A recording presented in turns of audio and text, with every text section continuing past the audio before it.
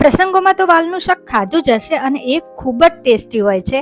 બસ એ જ રીતનું આપણે આજે બનાવીશું, એ જ ટેસ્ટ સાથે વાલનું શાક. તો ચાલો રેસીપી સ્ટાર્ટ કરી લઈએ. તો અહીંયા મેં વાલ છે એને રાત્રે પલાળી દીધા હતા. તો સવારે આપણા વાલ છે એ સરસ ફૂલાઈ ગયા હતા, એટલે કે પલળી ગયા હતા. અને હા, અહીંયા મેં મોટી સાઇઝના વાલ લીધા હતા. આપણે જે નાની સાઇઝના વાલ મળે છે ને એ પણ સેમ જ આવે છે. તો અહીંયા મેં 250 ગ્રામ જેટલા વાલ લઈ લીધા છે. એનું પાણી કાઢી લીધું હતું જે પલાળીને રાખ્યા હતા એનું. હવે અહીંયા મેં સ્વાદ પ્રમાણે મીઠું એડ કરી દીધું છે અને 1.5 ગ્લાસ જેટલું પાણી લઈ લીધું છે. તો હવે આપણે કુકરનું ઢાંકણું બંધ કરી દેવાનું છે અને એની લગભગ 7 થી 8 મેં સીટી થવા દીધી છે. કારણ કે મારા કુકરમાં, બધાના કુકરમાં શું છે કે અલગ અલગ આપણે સીટી વાગે છે. એટલે કોઈકને વધારે સીટી વાગે તો ત્યારે ચડે છે, કોઈને 2-3 સીટીમાં ચડી જાય છે. તો બસ હવે આપણે સીટી લગાવી દઈશું અને એક મિક્સી જારની અંદર મેં અહીંયા 2 મોટા નંગના ટમેટા, આદુ અને મરચાં લઈ લીધા છે. અહીંયા આપણે લસણ ડુંગળી વગરનું બનાવવાનું છે એટલા માટે. તો અહીંયા એની આપણે ગ્રેવી કરી લીધી છે. ત્યારબાદ એક કુકરની અંદર તેલ ગરમ થઈ જાય ત્યારબાદ મેં અહીંયા જીરું એડ કરી લીધું છે. હવે જીરું ગરમ થઈ ગયું છે ત્યારબાદ આપણે મેં અહીંયા 1 ચમચી જેટલો બેસન એટલે કે ચણાનો લોટ લઈ લીધો છે. ચણાનો લોટ છે એને આપણે 1 મિનિટ માટે સતત શેકી લેવાનો છે, જેથી આપણે જ્યારે પાણી ગમે તેટલું એડ કરીએ ને તો પણ રસો છે ને એકદમ સરસ એવો ઘાટો થતો જાય છે. તો અહીંયા 1 મિનિટ બાદ આપણો ચણાનો લોટ છે એ સરસ રીતે ચડી ગયો છે. તો હવે અહીંયા જે આપણે ટમેટાની ગ્રેવી કરી હતી ને એ એડ કરી લેવાની છે. મેં અહીંયા એકલા ટમેટા જ લીધા છે, ડુંગળી કે લસણ નથી લીધું.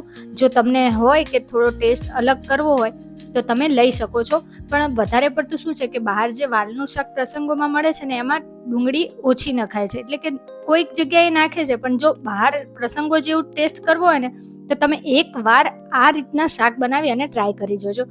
હવે જે મિક્સી જારમાં થોડું જે આપણે ગ્રેવી રહી ગઈ હોય ને એમાં થોડું પાણી એડ કરી અને એને આપણે કુકરમાં લઈ લીધું છે. હવે બસ આ ગ્રેવીને આપણે 1 થી 2 મિનિટ માટે ચડવા દેવાની છે. અને હવે આપણે બધા ઘરના મસાલા કરી લેવાના છે, જેમાં મેં અહીંયા 1.5 ચમચી મરચું, ધાણા જીરું, હળદર, કાશ્મીરી મરચું એડ કરી લીધું હતું, થોડું મીઠું એડ કરી લીધું છે. તો હવે આ બધું છે એને આપણે સારી રીતે મિક્સ કરી લેવાનું છે.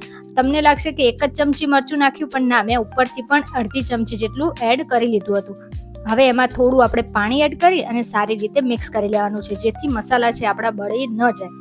હવે જો આ રીતના મસાલા આપણા થઈ ગયા છે, હવે એને મિક્સ કરી લેવાના છે અને એને ઢાંકણ ઢાંકી 4 થી 5 મિનિટ માટે થવા દેવાનું છે. હવે 4 થી 5 મિનિટ બાદ જો આપણા મસાલા છે સરસ રીતે ચડી ગયા છે અને તેલ પણ ઉપર આવી ગયું છે. અને હા, સહેજ નીચે થોડી વધારે વાર લાગી ગઈ એટલે સહેજ નીચે ચોંટી ગયું છે, પણ વધારે નથી દાજી ગયું.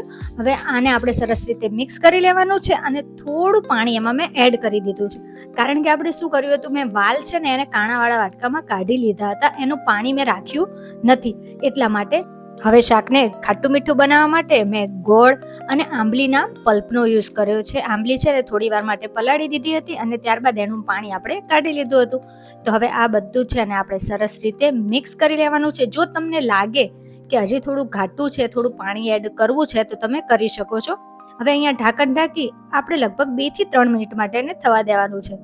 તો બસ જો આપણું શાક છે એ સેમ બહાર જેવા જ ટેસ્ટનું રેડી થઈ ગયું છે. તમને એવું લાગે ને કે વધારે હજી જો રસો છે, પતલું છે, પણ ચિંતા ન કરો, ઠંડુ થશે ને ઓટોમેટિક એ શાક છે એનો રસો ઘાટો થઈ જશે. હવે ઉપરથી મેં અહીંયા થોડી ધાણાભાજી એડ કરી લીધી છે અને ગેસ છે અને મેં બંધ કરી દીધો હતો.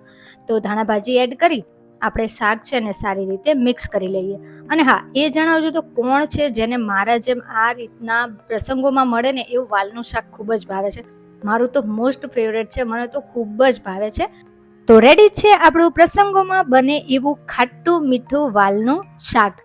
તો હવે ઉનાળામાં શાકભાજી ઓછા મળવાના છે, એટલે જરૂરથી આ શાક છે કે તમે ઘરે એકવાર ટ્રાય કરજો અને પછી મને કમેન્ટ કરીને જણાવજો કે તમને કેવી લાગી આજના આ શાકની રેસીપી અને ટેસ્ટી બન્યું હતું કે નહીં.